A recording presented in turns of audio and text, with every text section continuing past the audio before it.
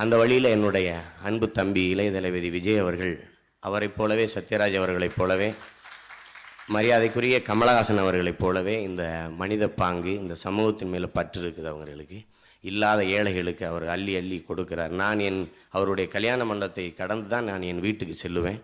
ஒவ்வொரு நாளும் அவர் சென்னையில் ஓய்வாக இருக்கிற நேரங்களில் அங்கே ஆயிரக்கணக்கான இளைஞர்கள் கூடுறாங்க. அவங்களுக்கு நோட்டு புத்தகம், அவர்களுக்கு படிப்புக்கான வசதியெல்லாம் அவர் கொடுக்குறார்.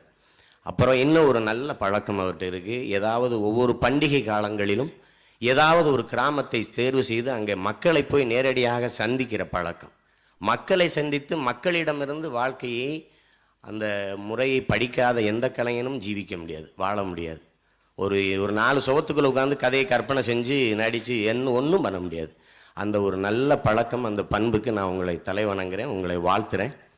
எனக்கெல்லாம் ஒரு தனிப்பட்ட முறையில் உங்கள் மீது ஒரு பற்றும் ஒரு பிரியமும் ஒரு பாசம் உண்டு. அது ஏன்னா திரையுலகம் தோன்றி இந்த நாட்டிற்கு 75-80 ஆண்டுகள் ஆகுது. எங்களில் முதலாக ஒருத்தர் சூப்பர் ஸ்டாராக இருக்கிறது நீங்கள் தான். அதில் எனக்கு தனிப்பட்ட முறையில் ஒரு தமிழனாக, என் மண்ணின் மகனாக நீங்கள் இருக்கிறதுனால நான் மற்றவர்களுக்கு இல்லாத ஒரு பெருமை எனக்கு இருக்கிறது.